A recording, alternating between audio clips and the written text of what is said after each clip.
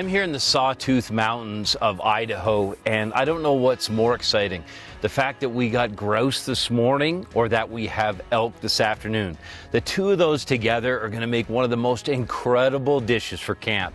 What I love about it is just a few simple ingredients. I was able to pack in these white onions. They won't crush when you're bringing them in, and then I've got some jalapenos and some lime. So with a few simple ingredients, it's amazing what you can make. Now, here's the big thing for me: flatbread, tortilla bread.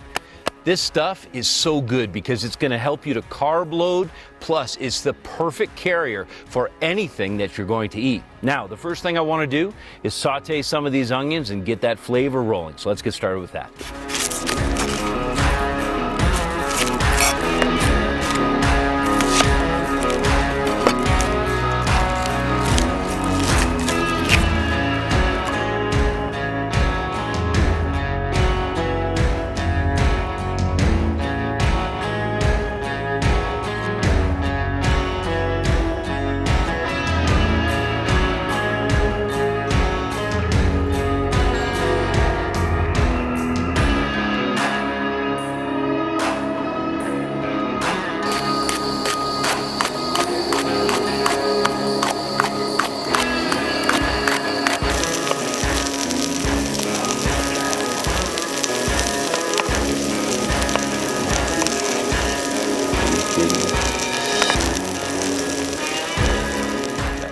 I'm going to continue to saute the onions and the jalapenos until they really develop flavor. Now, they came in on the backs of these beautiful horses behind me.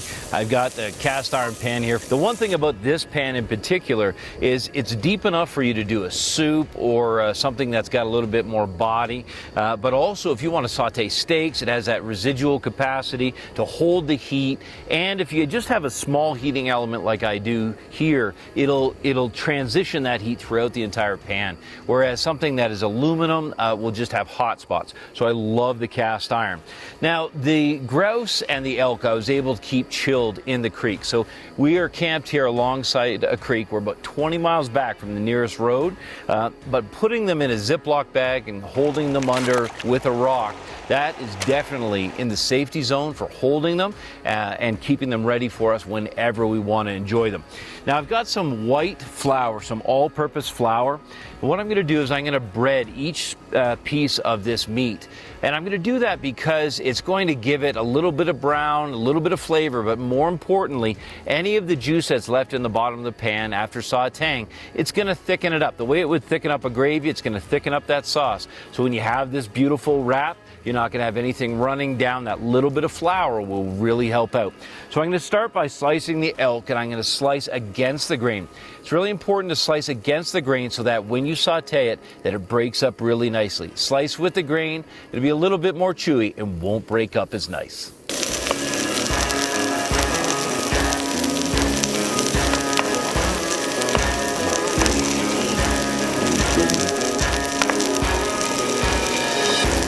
That must be great.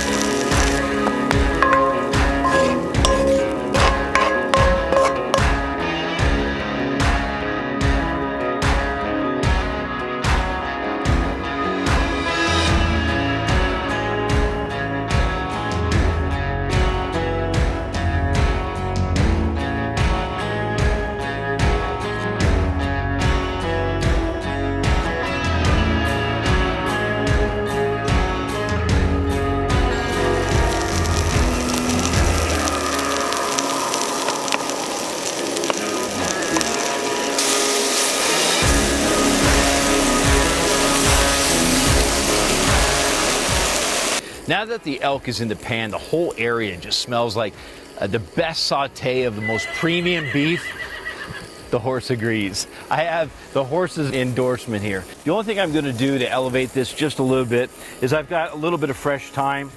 In one of my later recipes from this trip, I'm going to use sage. There's sage growing all over these hills, and also juniper berry.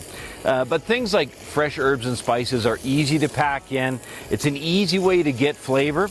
And the most important thing, you're going to want to have a look at this. So once you get things sauteing, just leave them alone for a little bit. Even if you want it cooked medium or medium rare, make sure you give it just enough time for flavor to develop. Now I'm going to repeat this with all of the elk, then the grouse is going to go in, making sure to season with salt and pepper as I go. With all of my ingredients together, then I can start building these incredible wraps. You're going to love it.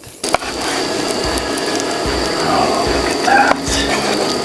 My God, look at the quality of that. Just think that that's wild.